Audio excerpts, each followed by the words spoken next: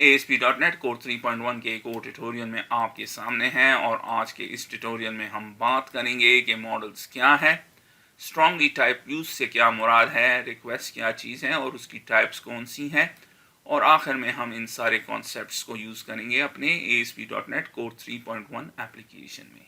तो आइए चलें स्टार्ट करते हैं। तो सबसे पहले बात करते हैं मॉडल्स की। मॉडल्स को हम C# की क्लासेस से बनाते हैं और इनका मेन मकसद होता है कि ये रिप्रेजेंट करते हैं हमारे एप्लीकेशन की डेटा को। इसके अलावा अगर हमने कोई वैलिडेशन लॉजिक अप्लाई करनी है अपनी एप्लीकेशन की डेटा पर तो उसके लिए भी हम मॉडल्स को यूज़ करते हैं। अब इसकी कुछ एग्जांपल्स देख लेते हैं। सबसे पहले आपके सामने ये एग्जांपल है, ये हमारा मॉडल है और किस चीज़ से बना है, C# की क्लास से, और यहाँ पे उसकी कुछ प्रॉपर्टीज़ आपको दिख रही हैं। इसके अलावा इसकी एक और एग्जांपल भी आपके सामने है। अब की बार हमारा मॉडल है स्टूडेंट और किस चीज़ से बना है, क्लास से, और ये उसकी प्रॉपर्टीज़ हैं। अब अगर हमने इस पे ये दूसरी चीज़ अप्लाई करनी है यानी वैलिडेशन लॉजिक, तो उसके लिए हम इसके ऊपर इन एट्रीब्यूट्स को यूज़ करते हैं। आप देख रहे हैं इस पे तफसील से जब एप्लीकेशन बनाएंगे तब बात करेंगे। अब के लिए आपने याद रखना है कि मैंने यहाँ पे ये वैलिडेशन लॉजिक अप्लाई की है कि ये 3 फील्ड्स हमें चाहिए हर हाल में। तो जब स्क्रीन आपके सामने होगी तो ये 3 फील्ड्स को हर हाल में आपने डेटा देना है। इन दोनों में अगर डेटा ना दें तो कुछ नहीं होगा, इन 3 फील्ड्स में आपने देना है। और इसके लिए हम क्या यूज़ करते हैं, डेटा एनोटेशंस की एट्रीब्यूट्स। तो ये 3 जो है एक ही एट्रीब्यूट है और ये डेटा एनोटेशन एक लाइब्रेरी है, उसके थ्रू हम करते हैं। थोड़ी देर में इसको यूज़ करेंगे। अब हम बढ़ते हैं आगे और बात करते हैं स्ट्रांगली टाइप व्यूज़ के बारे में।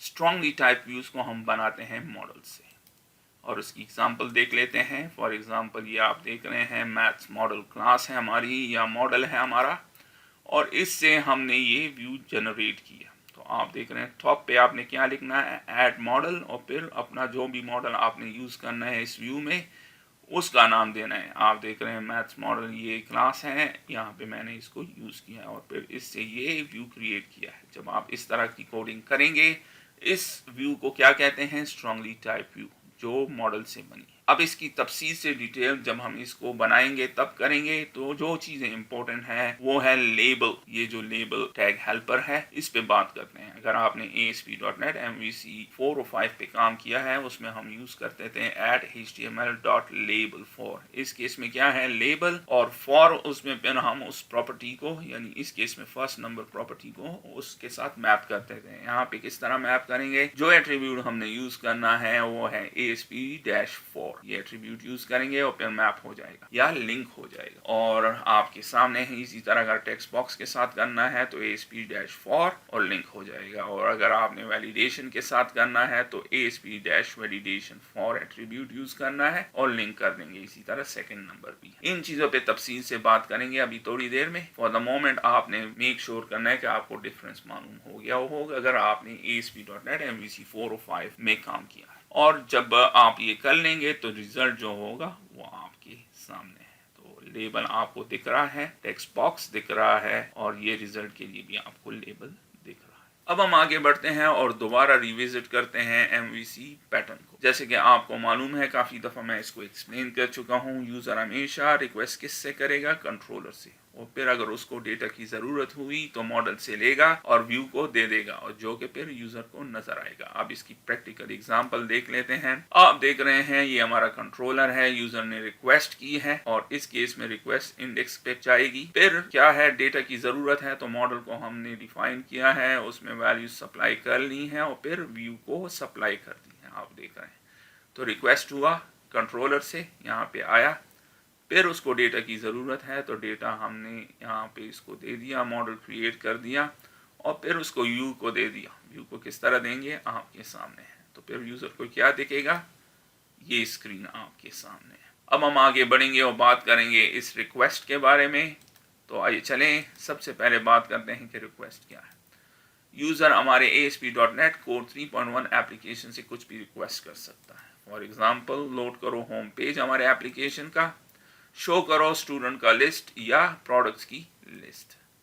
और रिक्वेस्ट दो किस्म की हैं, एक है गेट रिक्वेस्ट और दूसरा है पोस्ट रिक्वेस्ट।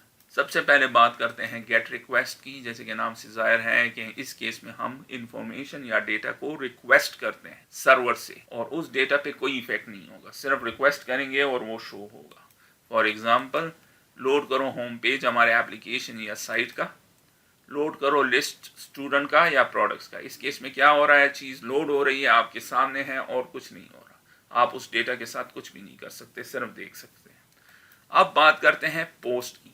जैसे कि नाम से जाहिर है, इस केस में हम पोस्ट करते हैं या सेंड करते हैं डेटा को सर्वर पे, और सर्वर फिर क्या करता है, उस डेटा को प्रोसेस करता है और फिर रिस्पॉन्ड करता है अकॉर्डिंगली। फॉर एग्जांपल, इस पे भी देख लेते हैं, हमने सेंड किया डेटा सर्वर को, तो क्या कर रहे हैं, पोस्ट कर दिया मैंने डेटा सर्वर को, फिर वो उसकी प्रोसेसिंग करेगा और सेव कर देगा डेटा डेटाबेस में, और रिस्पॉन्ड क्या होगा, यूज़र को एक मैसेज शो कर देगा कि डेटा सेव हो गया। इसी तरह अब बात करते हैं फाइल अपलोड्स की। इस केस में क्या होगा, हम पोस्ट करेंगे या सेंड करेंगे, फाइल अपने सर्वर पे प्रोसेसिंग हो जाएगी और फिर सेव हो जाएगा किसी फोल्डर में हमारी फाइल, तो फिर रिस्पॉन्ड क्या होगा, स्क्रीन पे आ जाएगा कि ये फाइल सेव हो गई है। अब एक और किस्म की पोस्ट रिक्वेस्ट है, वो है सर्चिंग डेटा। इस केस में क्या होगा, हम कीवर्ड देंगे, बटन क्लिक करेंगे कि सर्च करो, प्रोसेस सर्वर प्रोसेस करेगा डेटा को और फिर रिजल्ट शो करेगा यूजर को स्क्रीन पे। तो आपने देखा कि गेट रिक्वेस्ट क्या है और पोस्ट रिक्वेस्ट क्या है। अब इसकी एक एग्जांपल देख लेते हैं। आप देख रहे हैं ये गेट रिक्वेस्ट है। गेट रिक्वेस्ट के केस में हम कोई भी एट्रीब्यूट नहीं लगाते, और पोस्ट के रिक्वेस्ट के केस में हम HTTP पोस्ट का लगाते हैं। अगर आपने यहाँ पे गेट लगा दिया तब भी काम करेगा, नहीं भी लगाते तब भी काम करेगा, लेकिन पोस्ट आपने हर हाल में लगाना है, वरना फिर इसको पता नहीं चलेगा कि पोस्ट रिक्वेस्ट कौन सा है और गेट रिक्वेस्ट कौन सा है। तो गेट रिक्वेस्ट में इस केस में क्या हो रहा है, हमने मॉडल बना दिया और वो डेटा दे दिया व्यू को, और खाली स्क्रीन यूज़र को नज़र आई जैसे कि आपके सामने है। फिर मैंने इस केस में फिर डेटा चेंज किया, और जब इस बटन पे क्लिक करेंगे तो पोस्ट रिक्वेस्ट होगी, यहाँ पे आएगा, सबसे पहले वैलिडेट करेगा इस डेटा को और वैल्यूज़ लेगा हमारे इस मॉडल से, आपके सामने है, और फिर रिजल्ट कैलकुलेट करके दोबारा व्यू को दे देगा, तो रिजल्ट फिर आपको यहाँ पे दिखेगा। तो सिंपल एज दैट। तो आपने देखा कि गेट रिक्वेस्ट क्या है। गेट रिक्वेस्ट के केस में डेटा पे कोई चेंजेस नहीं होती, सिर्फ रिक्वेस्ट हो जाती है और इंफॉर्मेशन लोड हो जाती है यूजर के सामने। और फिर पोस्ट के रिक्वेस्ट में क्या होता है, आपने डेटा चेंज किया, क्लिक करते हैं बटन, सबमिट होगा सर्वर में, प्रोसेसिंग हो गई, रिजल्ट आपके सामने आ जाए। तो अब हम चलते हैं विजुअल स्टूडियो में और इन सारे कॉन्सेप्ट को अप्लाई करते हैं अपने ASP.NET Core 3.1 एप्लीकेशन। सबसे पहले हम क्रिएट करेंगे न्यू प्रोजेक्ट, तो फाइल मेन्यू पे न्यू और फिर प्रोजेक्ट, और फिर इस स्क्रीन से मैं सेलेक्ट करूंगा ASP.NET Core वेब एप्लीकेशन, और आपने मेक श्योर करना है कि C# का वर्जन सेलेक्ट कर लें और फिर क्लिक कर दें नेक्स्ट बटन। इस स्क्रीन में मैं सारी चीज़ें डिफ़ॉल्ट रहने देता हूँ, अगर आपने कोई चीज़ चेंज करनी हो चेंज कर लें और फिर क्लिक कर दें क्रिएट बटन। तो आपके सामने ये स्क्रीन ओपन हो जाएगी। यहाँ पे मैं सेलेक्ट करता हूँ .NET Core को, और यहाँ से मैं सेलेक्ट करता हूँ ASP.NET Core 3.1। पिछले 4 ट्यूटोरियल में हमने इस टेम्पलेट को यूज़ किया जो कि एम्प्टी था, और फिर हम उसमें मैन्युअली कॉन्फ़िगरेशन करते थे। अब हमने सारी कॉन्फ़िगरेशन पे काम कर लिया है, तो आज के बाद इस ट्यूटोरियल से और दूसरे ट्यूटोरियल में मैं ये वाला टेम्पलेट यूज़ करूँगा जो कि है web application model view controller. और इसका क्या फ़ायदा है कि सारी कॉन्फ़िगरेशन बाय डिफ़ॉल्ट हमारे लिए कर लेता है, और हमने सिर्फ नए कॉन्सेप्ट को उसमें अप्लाई करना है। तो फिर वीडियो का साइज़ छोटा होगा, इसलिए मैं इस टेम्पलेट को इसके बाद यूज़ करूँगा। और इसके अलावा आपने इसको इनेबल करना है। ये क्या करेगा, रेजर रन टाइम कंपाइलेशन को आपके लिए आपके प्रोजेक्ट में इनेबल कर देगा। इसका फ़ायदा आपको क्या है, पिछले ट्यूटोरियल में सीख चुके हैं, रिपीट कर देता हूँ। जब भी आप चेंजेस करेंगे अपने व्यू में, सिर्फ रिफ्रेश करने से वो आपको विजिबल हो जाएंगी। अगर आप इसको अनचेक रखते हैं, फिर आपको एवरी टाइम अपने एप्लीकेशन को रिस्टार्ट करना पड़ेगा। तो इसको चेक कर दें, फिर क्रिएट बटन पे क्लिक कर, तो ये हमारे लिए क्रिएट कर देगा ASP.NET Core MVC 3.1 एप्लीकेशन जो कि आपके सामने है। रन कर लेते हैं इसको इस स्टेज पे। तो आप देख रहे हैं काम कर रहा है, और ये डिफरेंट है। यहाँ पे ऑटोमेटिकली बूटस्ट्रैप अप्लाई हो चुका है, jQuery आ चुकी है यहाँ पे, और दूसरी कॉन्फ़िगरेशन हो चुकी है। उस पर भी बात कर लेते हैं, क्लोज कर लें इसको, और सबसे पहले चलते हैं program.cs में। और ये एग्जैक्टली उसी तरह है जिस तरह एम्प्टी टेम्पलेट में होता था। आपके सामने है। फिर चलते हैं startup.cs में। तो आप देख रहे हैं इसने पहले से हमारे लिए MVC को इनेबल कर दिया है। इसके अलावा स्टैटिक फाइल को भी कॉन्फ़िगर कर दिया है, रूटिंग को भी कॉन्फ़िगर कर दिया है और इसके अलावा एंड पॉइंट को भी डिफाइन कर दिया है। अब हमारा एप्लीकेशन करेक्टली काम कर रहा है। अब आप रन टाइम कंपाइलेशन के बारे में भी बात करेंगे, वो किधर है, क्योंकि उसको यहाँ पे होना चाहिए था, नहीं है। उसके लिए आपने चलना है प्रॉपर्टीज़ में, फिर लॉन्च सेटिंग्स डॉट जेसन, यहाँ पे आएंगे, यहाँ पे इसको डिफाइन किया हुआ है। इसके अलावा इसने बूटस्ट्रैप, jQuery वगैरह को भी ऐड कर दिया है और कॉन्फ़िगर किया है। कॉन्फ़िगरेशन हम देख चुके हैं और यहाँ पे आप देख रहे हैं ये लाइब्रेरीज यहाँ पे ऐड है, बूटस्ट्रैप, jQuery वैलिडेशन और अनऑब्ट्रूसिव jQuery वैलिडेशन। इन दोनों के बारे में नेक्स्ट ट्यूटोरियल में पढ़ेंगे। अब हम मूव होते हैं और ऐड करते हैं एक मॉडल को। राइट क्लिक कर दें मॉडल्स पे, फिर ऐड और फिर क्लास, और फिर क्लास को सेलेक्ट कर लें और इस क्लास को आप जो भी नाम देना चाहें दे सकते हैं। मैं दे देता हूँ मैथ्स और साथ में इसके मॉडल लिख देता हूँ। अगर आप मॉडल नहीं लिखते तो कुछ नहीं होता, लेकिन चूंकि हम इसको डाल रहे हैं मॉडल्स फोल्डर में, इसलिए मैं ऐड कर रहा हूँ और इस तरह इसको हम बड़ी आसानी के साथ फिर ढूंढ भी सकते हैं। तो फिर क्लिक कर दें ऐड बटन, तो आपके सामने है। अब मैं इसमें 3 प्रॉपर्टीज ऐड करूंगा। इस मॉडल का क्या मकसद है कि हम 2 नंबर देंगे और रिजल्ट शो करेगा। इस तरह 3 प्रॉपर्टीज हमें चाहिए। प्रॉप आपने लिखना है, प्रॉप लिखेंगे और 2 दफ़ा टैब बटन पे क्लिक करेंगे तो आपके सामने ये जनरेट हो जाएगा। और पहली प्रॉपर्टी क्या है, डेसिमल, और ये क्या है, फर्स्ट नंबर। आप इसे इंटीजर भी कर सकते हैं। जब आप इंटीजर डेटा टाइप यूज करते हैं तो फिर आप सिर्फ वो नंबर ऐड कर सकते हैं जिसमें डेसिमल ना हो, लेकिन जब आप डेसिमल यूज करेंगे तो आप इसमें डेसिमल और इंटीजर दोनों नंबर फिर ऐड कर सकते हैं। इसके अलावा दूसरी प्रॉपर्टी, ये भी डेसिमल और सेकंड नंबर, और फाइनली एक और प्रॉपर्टी, और अब की बार क्या होगी, ये भी डेसिमल होना चाहिए और रिजल्ट। तो मैंने मॉडल क्रिएट कर दिया है। अब मैं इसको यूज़ करता हूँ अपने कंट्रोलर में, लेकिन उसके लिए सबसे पहले हमने कंट्रोलर क्रिएट करना है। राइट क्लिक कर दें, फिर ऐड और फिर कंट्रोलर।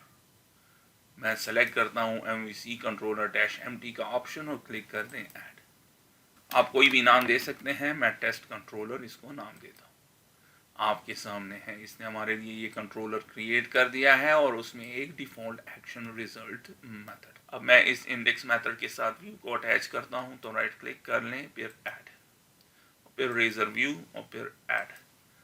फिलहाल सारी चीज़ें डिफ़ॉल्ट रहने देता हूँ। चूँकि लेआउट मौजूद है तो इसे चेक रखें, तो ये जो लेआउट यहाँ पे मौजूद है व्यूज़ में उसको यूज़ करेगा। तो ऐड कर ले। इस स्टेज पे रन करेंगे तो देखते हैं कि क्या होता है। तो आप देख रहे हैं ये वो डिफ़ॉल्ट वाला कंट्रोलर शो कर रहा है। तो हमने अपने कंट्रोलर में चलना है जिसका नाम है टेस्ट, और फिर उसकी इंडेक्स में। तो आप देख रहे हैं आ गया। चूँकि हमने चेक रखा था लेआउट का ऑप्शन, तो इसलिए आप देख रहे हैं लेआउट अप्लाई हो गया है। अब मैं एक चीज़ करता हूँ, मैं चाहता हूँ जब भी ये एप्लीकेशन रन हो ये वाला पेज पहले शो हो। तो किस तरह करेंगे, चलते हैं startup.cs में, और यहाँ पे क्या लिखा हुआ है, होम, इसको कर देते हैं टेस्ट। सेव कर लें, दोबारा रन कर लेते हैं। तो अब आपको ये जो आपने क्रिएट किया है वो नज़र आएगा। आपके सामने है, आप देख रहे हैं होम पे अब टेस्ट कंट्रोलर और उसका इंडेक्स मेथड आपको रन होके नज़र आ रहा है।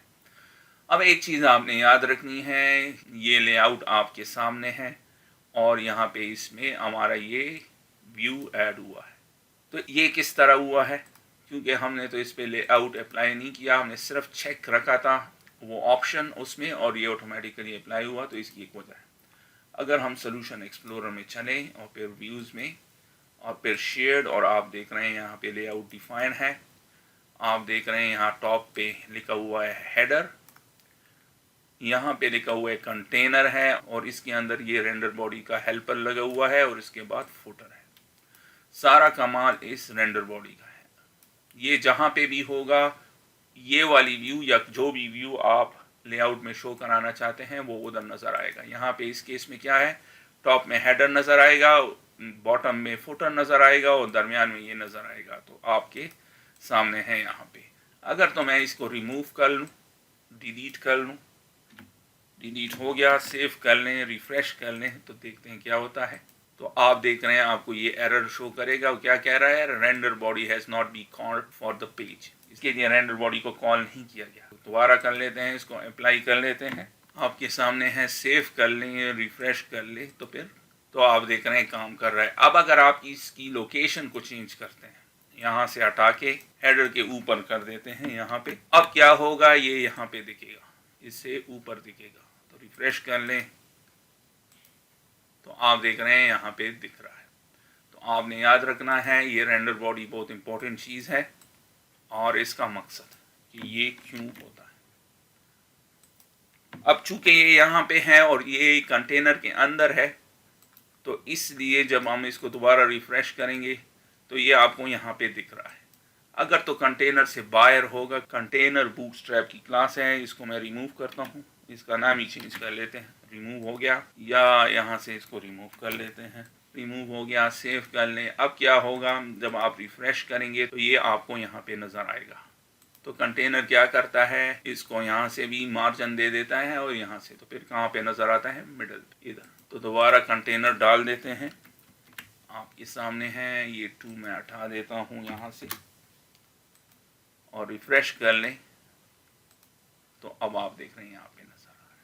अब हम मूव होते हैं और क्रिएट करते हैं स्ट्रॉन्गली टाइप व्यू को, और स्ट्रॉन्गली टाइप व्यू को हम मॉडल से क्रिएट करते हैं। इस ओकेजन पे मैं ये वाला मॉडल यूज़ करूँगा और इस व्यू को इम्प्रूव करूँगा। तो सबसे पहले टॉप में मैं क्या लिखूँगा, एट मॉडल, इसी स्पेलिंग से आपने लिखना है। फिर जो भी आपके मॉडल का नाम है यहाँ पे दे दें, तो मैथ्स मॉडल हो गया। सेव कर लें। अब स्ट्रॉन्गली टाइप व्यू हो गया। अब इसकी जो प्रॉपर्टीज़ हैं, जो प्रॉपर्टीज़ हमने डिफाइन की है, हम उसको मैप कर सकते हैं अपने टैग हेल्पर्स के साथ। तो स्टार्ट करते हैं। सबसे पहले मैं डिफाइन करता हूँ फॉर्म को, और फिर इसमें एट्रीब्यूट यूज़ करता हूँ ASP-एक्शन।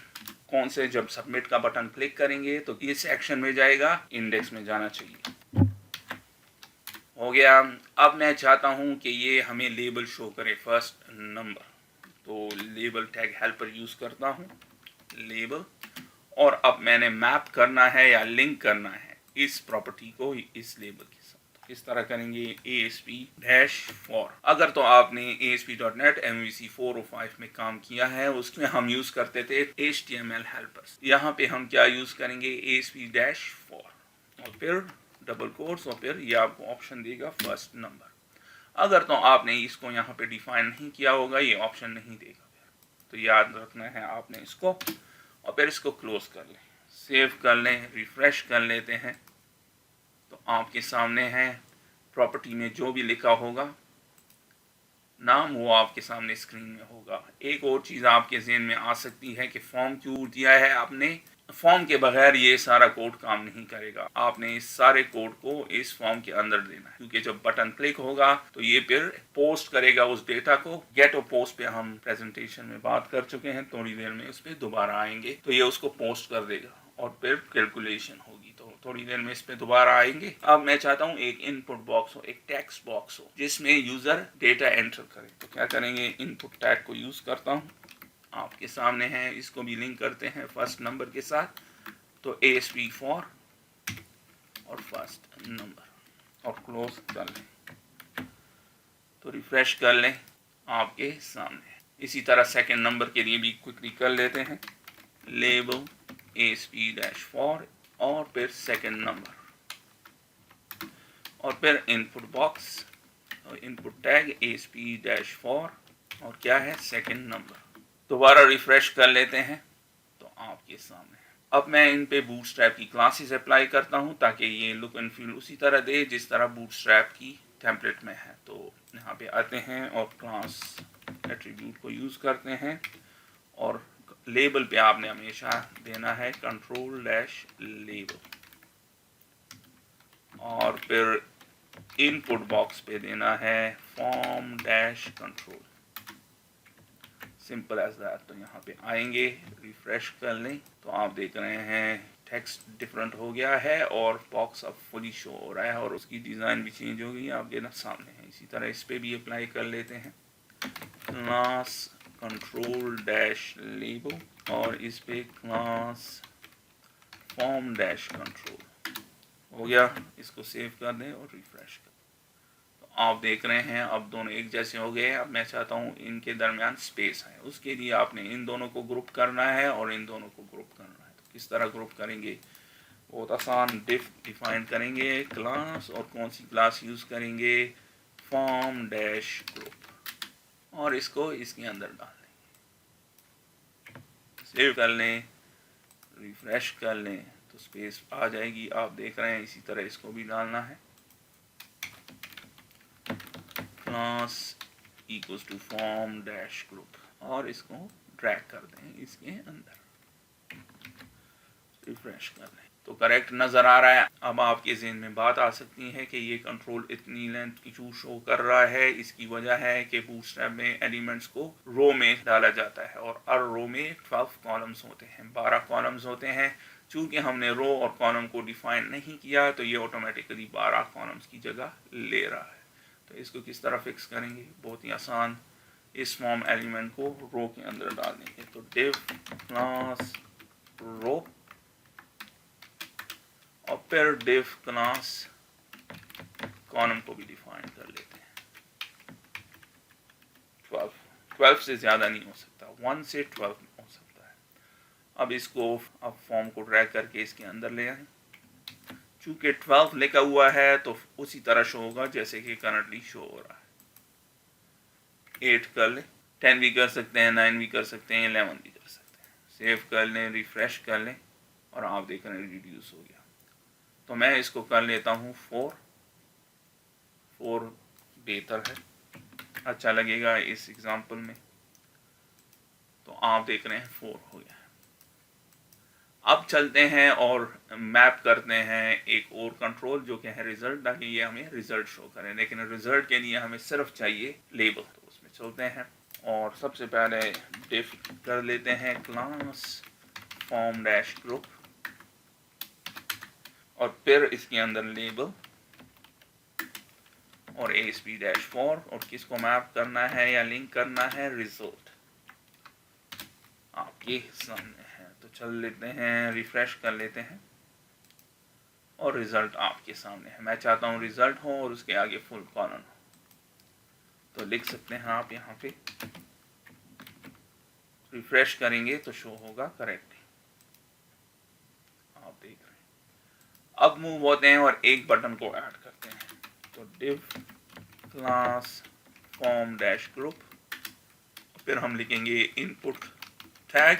टाइप क्या होनी चाहिए? चूंकि बटन ऐड कर रहे हैं, सबमिट होना चाहिए। और उस बटन के अंदर जो टेक्स्ट शो होना चाहिए वो क्या है? Show result. और फिर इसको क्लोज कर लें, फिर रिफ्रेश कर लें, आपके सामने है बटन भी आ गया। अब ये बूटस्ट्रैप का बटन नहीं है, ऑर्डिनरी बटन है। मैं इसको बूटस्ट्रैप बटन में कन्वर्ट करता हूँ। तो बूटस्ट्रैप की क्लास अप्लाई कर लेते हैं इस पे। और बूटस्ट्रैप की बटन क्लास कौन सी है? आपने पहले बटन लिखना है BTN, फिर बटन डैश प्राइमरी। तो दोबारा जब रिफ्रेश करेंगे तो आपके सामने है। अगर कोई और कलर यूज करना है तो वो भी कर सकते हैं, काफी सारे कलर्स हैं। प्राइमरी है, डिफॉल्ट है, आप देख रहे हैं इस तरह का है। और फिर डेंजर भी है, रिफ्रेश कर ले रेड होगा। इसके अलावा एक और भी है, सक्सेस, इन्फो वगैरह भी है। ये आखिरी मैं टेस्ट कर लेता हूँ और आप देख रहे हैं सक्सेस ग्रीन है। और फिर मैं इसको प्राइमरी कर लेता हूँ ब्लू टी। रिफ्रेश कर लें और फिर आपके सामने। अब एक और बटन भी ऐड कर लेता हूँ और वो है रीसेटिंग के लिए, कि रीसेट कर दो। तो वो किस तरह होगा? इनपुट टाइप ये रीसेट, बस सिर्फ रीसेट रखना है आपने, और वैल्यू इक्वल्स टू क्लियर। और फिर क्लास अप्लाई कर लेते हैं बटन डैश सक्सेस या इन्फो कर लेते हैं और रिफ्रेश कर लें तो आपके सामने अब मौजूद है। अब हम क्या करते हैं? अप्लाई करेंगे अपने इस कंट्रोलर पे गेट रिक्वेस्ट और पोस्ट रिक्वेस्ट। तो स्टॉप कर लेते हैं और चलते हैं टेस्ट कंट्रोलर में। बाय डिफॉल्ट हमारे पास ये वाला मेथड है, एक्शन मेथड। ये क्या है? ये गेट रिक्वेस्ट है। इसका क्या मकसद है कि जब हम इसको रिक्वेस्ट करेंगे तो ये हमें ये फॉर्म शो कर देगा जो कि आपके सामने था पहले। चूंकि ये गेट है, यहाँ पे एट्रीब्यूट लिखना ज़रूरी नहीं है, लेकिन अगर आप लिख दें तो भी बेहतर तरीका है। अगर नहीं लिखते तो कोई बात नहीं है। सेव कर लिया मैंने, पहले नहीं था अब है। देखते हैं कि अब क्या करेगा। एग्जैक्टली उसी तरह शो होगा जैसे पहले शो हो रहा था। और आपके सामने यहाँ पे आप देख रहे हैं ये वाला कौन सा सिनेरियो कवर कर रहा है। हम रिक्वेस्ट कर रहे हैं इस पेज को, चूंकि इसको डेटा की ज़रूरत नहीं है तो सिर्फ व्यू शो कर रहा है। लेकिन मैं चाहता हूँ जब ये रन हो आपके सामने है तो यहाँ पे 0 शो होना चाहिए। करंटली ये 0 शो नहीं कर रहा, तो स्टॉप कर लें। किस तरह करेंगे? मैथ मॉडल का एक ऑब्जेक्ट बनाएंगे, फिर न्यू, और इस तरह हम बनाते हैं। आपको C# आना चाहिए। तो इस तरह हम ऑब्जेक्ट बनाते हैं। मैथ्स ऑब्जेक्ट है और मैं उसमें डाल देता हूँ मैथ्स डॉट, उसकी प्रॉपर्टी रिजल्ट इक्वल्स टू 0। दूसरी प्रॉपर्टीज भी आप फिल कर सकते हैं, लेकिन अगर आप फिल ना करें तो कुछ नहीं होगा। और यहाँ पे मैं मैथ्स डाल देता हूँ। ये ऑब्जेक्ट को आपने हर हाल में यहाँ पे अप्लाई करना है। तो अब क्या होगा कि इंडेक्स को जब हम कॉल करेंगे ये क्या करेगा? इस ऑब्जेक्ट को लेगा, इससे वैल्यू लेगा और फिर व्यू को सप्लाई कर देगा और रन कर देगा। तो आप देख रहे हैं चूंकि हमने दिया नहीं, चूंकि डेसिमल था, स्टिल शो कर रहा है, लेकिन वो 0 यहाँ पे नहीं है। उसके लिए हमने थोड़ी सी चेंजेस करनी है अपने व्यू में। व्यू में चलता हूँ और यहाँ पे हमने अपने मॉडल को कॉल करना है। C# में मॉडल को किस तरह कॉल करेंगे? ऐट लगाएंगे, मॉडल लिखेंगे, कैपिटल से होगा, यहाँ पे स्मॉल होगा, यहाँ पे कैपिटल होगा। किसको कॉल करेंगे? उस प्रॉपर्टी को जो कि है रिजल्ट। क्या वैल्यू हमने इसको दी है? 0, तो 0 शो करेगा। तो रिफ्रेश कर लें तो आपके सामने। अब हम क्या चाहते हैं? जब ये बटन क्लिक हो तो इसको किधर जाना चाहिए? इस इंडेक्स में। ये इंडेक्स में हमने इसको दिया हुआ है, लेकिन रिक्वेस्ट क्या होगी? पोस्ट। लेकिन यहाँ पे क्या है? गेट। तो पोस्ट का रिक्वेस्ट भी बना लेते हैं। यहाँ पे सबसे पहले आपने लिखना है HTTP पोस्ट। अगर तो आपने ASP.NET MVC 4 और 5 में काम किया है तो उधर हम यहाँ पे देते थे वैलिडेट एंटी फोर्जरी टोकन। यहाँ पे आप इसको देने की ज़रूरत नहीं है, ऑटोमेटिकली करेगा ASP.NET कोड 3.1। इस बात को आपने याद रखना। फिर पब्लिक आई एक्शन या एक्शन रिजल्ट भी दे सकते हैं। इंडेक्स नाम आपने देना। जो भी नाम आप इसको यहाँ पे देंगे उसको आपने यहाँ पे लिंक करना है। अगर यहाँ पे कुछ और होगा और वहाँ पे कुछ और, फिर काम नहीं करेगा। तो ये बात याद रखनी है आपने।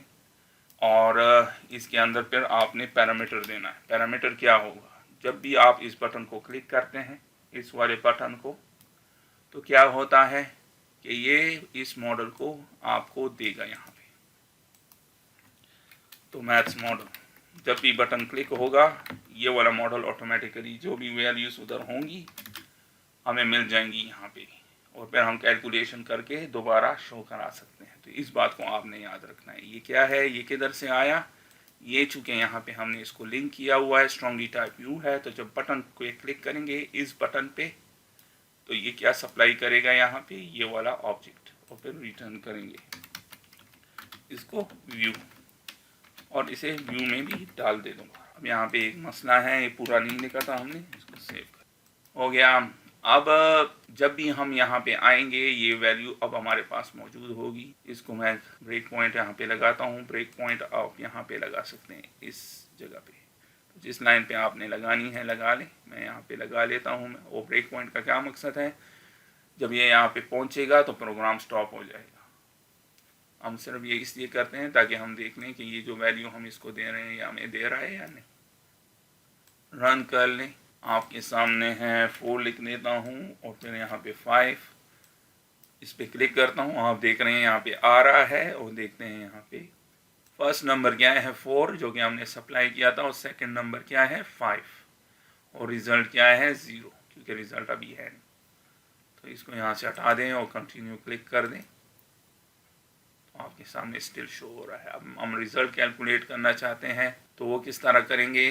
बड़ा आसान है। यहाँ पे आपने लिखना है इफ, और फिर इसके अंदर मॉडल स्टेट कि मॉडल स्टेट वैलिड है। अगर कोई वैलिडेशन एरर्स नहीं है तो फिर यहाँ पे काम करो। करंटली हमने वैलिडेशंस को अप्लाई नहीं किया, थोड़ी देर में उसको अप्लाई करेंगे। फिर क्या करो, चूंकि हमारे पास ये मैथ्स का ऑब्जेक्ट मौजूद है और इसमें सारी वैल्यूज हैं, तो मैं एक डेसिमल वेरिएबल क्रिएट करता हूँ और उसे नाम देता हूँ फर्स्ट नंबर। और जो वैल्यू यहाँ पे होगी फर्स्ट नंबर में वो यहाँ से ले लेता हूँ। इसी तरह सेकंड नंबर, एक वेरिएबल मैंने डिक्लेयर किया और फिर मैथ्स ऑब्जेक्ट से सेकंड नंबर भी ले लिया। अब हमारे पास दोनों नंबर मौजूद हैं, तो मैं रिजल्ट में डाल देता हूँ मैथ्स डॉट रिजल्ट और इन दोनों को ऐड कर लेता हूँ, first number plus second number आपके सामने है। तो आप क्या करेगा, अगर वैलिडेशन एरर्स हैं तो इसको इग्नोर करेगा, यहाँ पे आएगा और आपको वैलिडेशन मैसेजेस शो करेगा। चूंकि वैलिडेशन अभी हमने अप्लाई नहीं की, थोड़ी देर में अप्लाई करेंगे, इसलिए कोई वैलिडेशन एरर नहीं होगा। अगर वैलिडेशन एरर नहीं है तो यहाँ पे आएगा, कैलकुलेशन करेगा और रिजल्ट आपको शो करेगा। रन कर लें। 4 और 5 क्या होना चाहिए, 9 आपके सामने है। 44 और 54, 98 आपके सामने होना चाहिए। तो काम कर रहा है, तो आपके सामने है, करेक्टली काम कर रहा है। इस कोड को आप एक दूसरे तरीके से भी लिख सकते हैं। इन दोनों को यहाँ से हटा दें और यहाँ पे लिखते हैं मैथ्स डॉट फर्स्ट नंबर और मैथ्स डॉट सेकेंड नंबर। दोबारा रन कर लें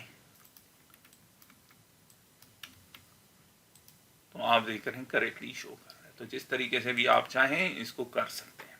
अब हम मूव होते हैं और ऐड करते हैं वैलिडेशन। और किधर ऐड करेंगे, मॉडल दो चीज़ें करता है, रिप्रेजेंट करता है हमारे एप्लीकेशन के डेटा को, आपने यहाँ पे देखा एप्लीकेशन के डेटा, और फिर दूसरा काम उसका क्या है, वैलिडेशन लॉजिक हम उस पर अप्लाई कर सकते हैं। तो मॉडल्स में चलता हूँ और इस पर वैलिडेशन लॉजिक अप्लाई करता हूँ। तो यहाँ पे किस तरह करेंगे, रिक्वायर्ड आपने लिखना है कि हमें चाहिए और ये हमें चाहिए, क्योंकि जब तक हम ये दो नंबर इसको देंगे नहीं तो रिजल्ट नहीं आ सकता। तो ये रिक्वायर्ड है, हर हाल में आपने इन दोनों को देना है। सेव कर लें, इस स्टेज पे करेंगे, देखते हैं कि क्या होता है। और इसको एम्प्टी कर लें और आप देख रहे हैं कुछ एरर नज़र नहीं आ रहे हैं, क्योंकि हमने ऑल दो ये एम्प्टी है, हम चाहते हैं यहाँ पे कुछ नज़र आए, हमें error they first number is required, तो नहीं दे रहा। उसके लिए एक और चीज़ भी हमने करनी है।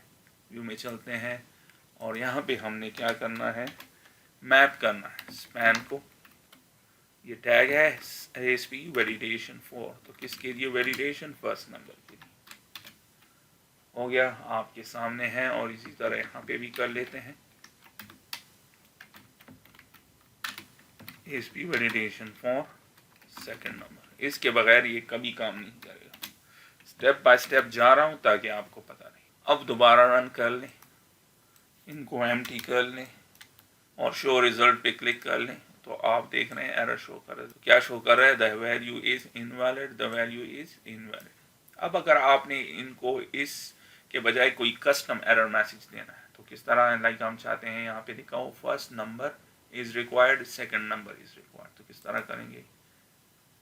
चलते हैं मॉडल में और यहाँ पे चलेंगे,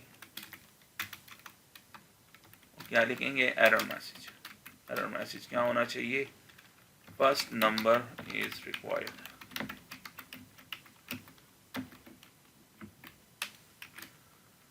इसी तरह यहाँ पे भी कर लेते हैं error message, second number is required.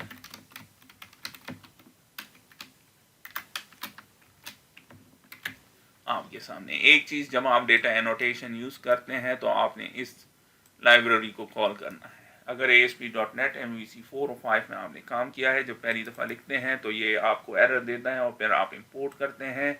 यहाँ पे आपको ये ऑटोमेटिकली इंपोर्ट करके देता है, लेकिन अगर नहीं करता तो आपने स्टिल देना है। दोबारा रन कर लें, इसको यहाँ से हटा दें और आप देख रहे हैं स्टिल ये वाला मैसेज शो कर रहा है। तो अगर आपने उसमें कस्टम एरर मैसेज डालना है तो उसके लिए एक्स्ट्रा चीज़ आपने डालनी है।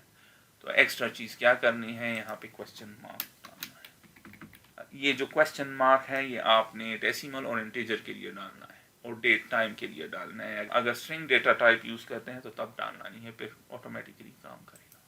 तो रन कर लेते हैं, तो अब आपको एरर दे रहा है can not implicitly convert decimal इसको टू डेसिमल। तो क्या करेंगे, इसको भी नलेबल आपने करना है। तो रन कर ले। अब क्या शो कर रहा है, करेक्टली शो कर रहा है first number is required, second number is required. लेकिन अब हम चाहते हैं ये कलर जो है रेड होना चाहिए। तो बूटस्ट्रैप की क्लास अप्लाई कर लेते हैं, यहाँ पे चलते हैं और यहाँ पे क्लास अप्लाई कर लेते हैं। तो क्लास क्या होना चाहिए, टेक्स्ट का कलर क्या होना चाहिए, text danger. Text danger red colour है।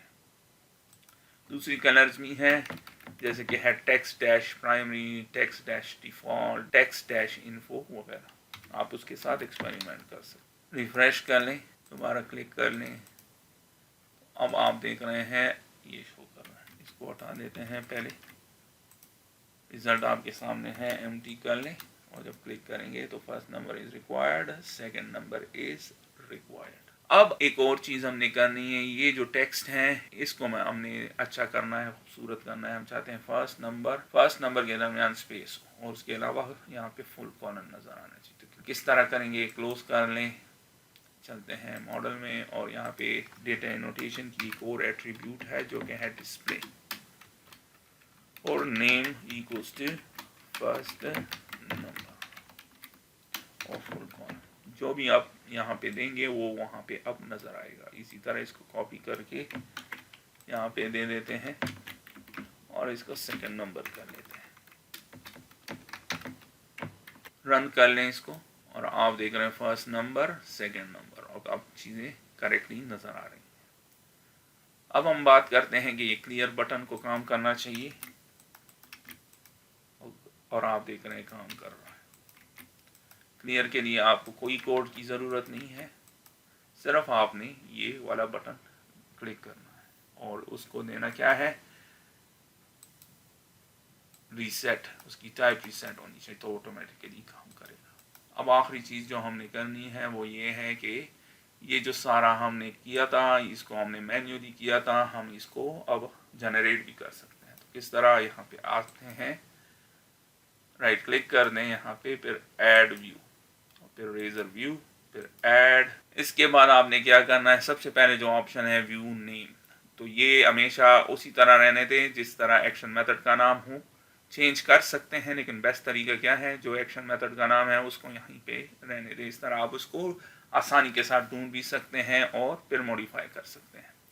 टेम्पलेट हमने क्या सेलेक्ट करनी है, चूँकि फॉर्म क्रिएट करना चाहते हैं तो क्रिएट भी सेलेक्ट कर सकते हैं, एडिट भी सेलेक्ट कर सकते हैं, लेकिन क्रिएट कर लेता हूँ मैं।